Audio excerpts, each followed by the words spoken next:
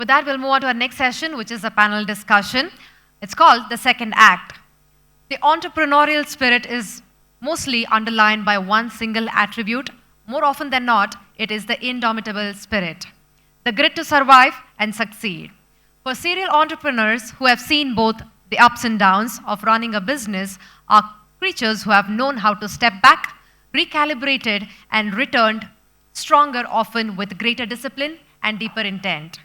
Joining us today are two entrepreneurs to share their journey. Well, I'd like to call them forward.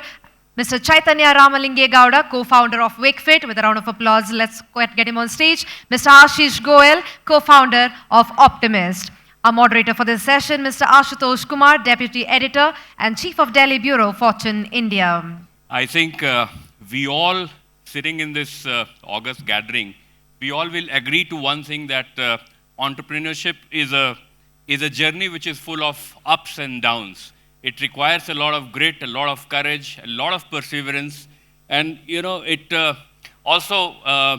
is all about building something and sometimes seeing it fail, and again gathering oneself and going back to the drawing board, so to say. And today, ladies and gentlemen, we have two such promoters over here with us to share their journey of their second act. Thank you, Chaitanya and Ashish, for being on this panel. The first question that I'd like to ask you is, what does it take to actually go back to the drawing board and start from scratch? And also, Chaitanya, I'd like to tell this gathering that this childhood story of yours, when you went to a medicine store and you were short of some 30, 40 rupees, and how all those small nuances actually got into those learnings actually got into your entrepreneurial journey, so to say. Thanks for having me, Ashutosh. So actually for me, it's WakeFit is the third act, actually. Right. First two of my startups had failed. The first startup shut down within 10 months of starting. And all of us were friends, and the friendships also ended, the company also ended within 10 months. The second startup that I did, I didn't have the right founder market fit. Right. The kind of product that I was building, which required me to socialize, etc., I was not a personality fit for that. So after trying that for both the startups together for about 3.5, 4 years, I quit, went back to a job, and then WakeFit became the third startup. To answer your question on what it takes, on a lighter note, it takes not to have a home loan, and parents who have sort of given up on you, saying that he'll anyway do it, let me just support it rather than oppose it. I think both are equally important. But I did start that without a home loan, and I really think a lot of founders underestimate the kind of personal runway that it requires to try. Right. If you think it takes 1 year, it actually is going to take you 4 years. If you think a consumer problem can be cracked in 2 years, it is actually going to take you 5 years. So the learnings can come in many forms. For me, the learnings were that consumers tell you something in focus groups, but it doesn't really translate into what they have to pay and open up their wallets for. Right. Second is consumers, the founder market fit and the co-founders' time horizons are extremely important. If you're trying to build something for 10 years, you need to have everybody aligned for that journey. And the third is relationships, because my first startup team members were in my third startup. The investors that I had met for my second startup funded my third startup. So relationships carry forward over a long time, right. But we'll touch upon all of these in detail. Right. So this whole aspect of home loan notwithstanding, but what does it really take, Ashish, in terms of going to the drawing board all over again? Chaitanya mentioned about some aspects, relationships, investors. But what's your experience has been so far? I think personally for me, it's, I ran Urban Ladder for 12, 13 years, which we sold to the Reliance Group in 2020. And now our team, we are working on Optimist, where we are trying to build air conditioners, next generation air conditioners designed just right for India, which is of course a very hard, classic, very hard as nails, tough hardware problem. I think the first big step for me has been to unlearn a lot of what I had done, and some of it had worked. And that's a pretty hard journey. That's a pretty hard, emotionally unnerving journey where you have to say, you got to accept that you don't know anything. The second, I think, is that you have to go back.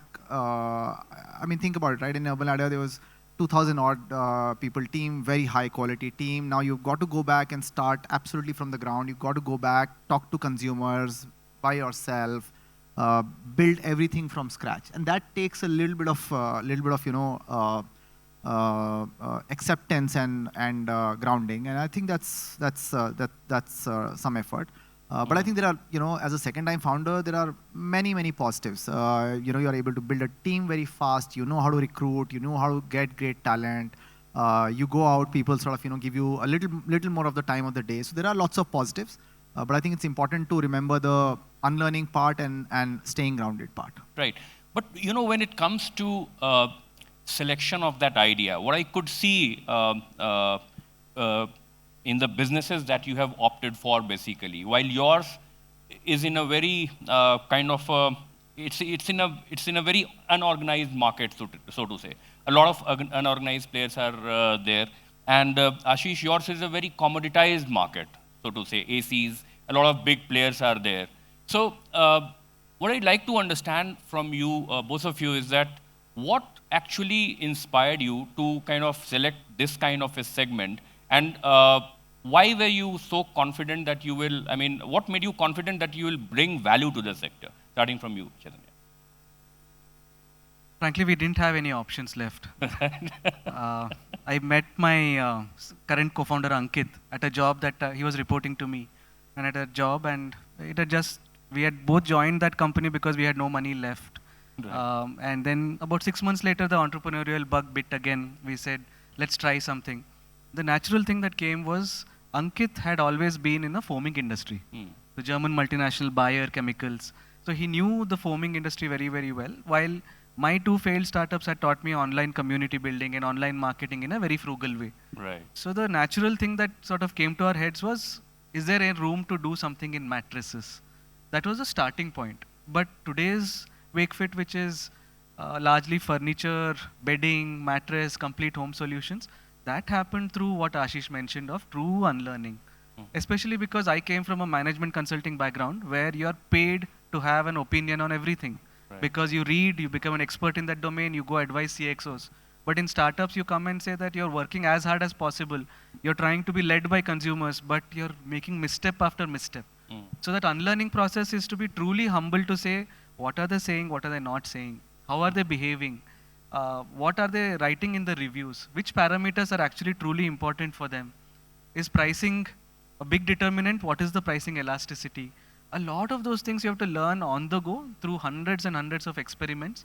So what we started off was because that's what we knew, but where we've landed up today, which is to have multi-100 crore company and omni-channel, pan-India, that all happened because we kept on iterating and learning from consumers, because consumers know what they want, but they might not tell you in the way that you want to hear. So Ashish, coming to you, how are you trying to kind of create a niche within this segment?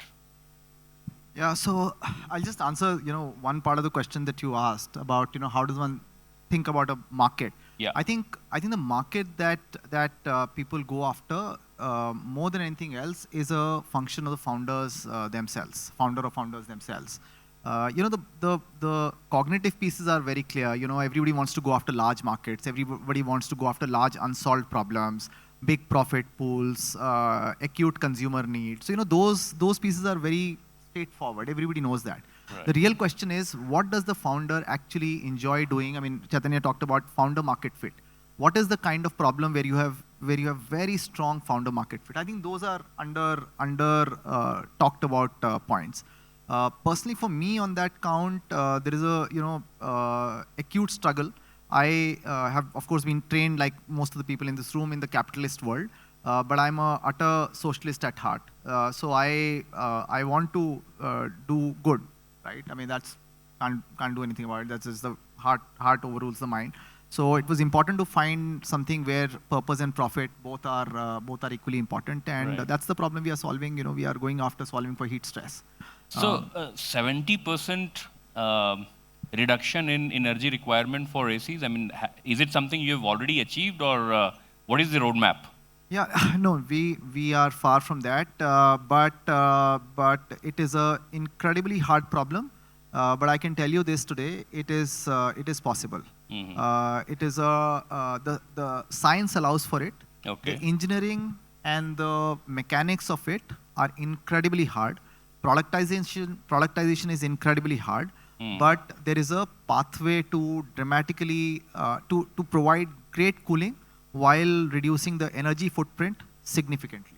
Right, right, right. So before we wrap up, what I'd like to ask you is, how this building, failing, rebuilding, how this has kind of changed you guys as individuals also and entrepreneurs as well, and what will be your message to the startups of today?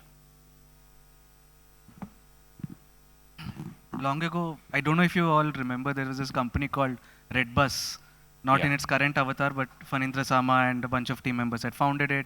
Then they sold it, and there was a talk organized by Tai, Bangalore, and I was in the audience. And one of the things that he said stuck with me. He said, "Years of entrepreneurship is essentially a complete purification of yourself, because it completely strips away what you." A lot of people start companies saying that I want to become wealthy, I want to drive a big car, I want to employ 100 people. But as you go deeper and deeper, it completely changes you. For me, at least, it was reduction to the essence of who I am. Like Ashish said, I like doing consumer. I like solving real problems. And I like that the role keeps changing every year. In the 11 years of WakeFit, every year I've done something different, learned and grown personally. Right. Those are very, very important things. And the most satisfying things for us was, for Ankit and me, was to give ESOPs to hundreds and hundreds of people and see that become liquid money during IPO. Right. So those are things that kept the motivation on. But if you ask me what are the one or two things that I want to leave with the audience if they want to start up again, it is the fact that it's a very lonely journey, so ensure you have the right co-founder and the right investors. Right. And number two, when you find depression and tough times everywhere, I think the one place that you will find solace is your team. Right. So take them along with you when you build it out. Right. Ashish? I have a favorite old sher. I'll say it in Hindi, Urdu, which is Maybe you can tell the essence of it. yeah. So the essence is that the beauty of the journey, of any journey, is that the only way you can get across is by drowning fully or immersing fully. So if you try to swim and you think you can keep afloat, you're not going to get anywhere. The only way is by just immersing yourself fully. So I think the entrepreneurship is hard. I mean, Chaitanya spoke about it. Everybody knows that. It's hard. But I think as long as you enjoy the journey and fully immerse yourself in it, I think that's the reward by itself. Right.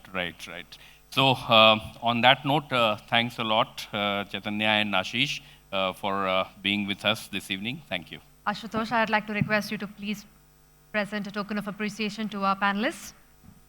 Well, ladies and gentlemen, that was Mr. Chaitanya Ramalingegowda and Mr. Ashish Goel on the panel discussion, the second act. Let's all hear it up with another round of applause for them, please.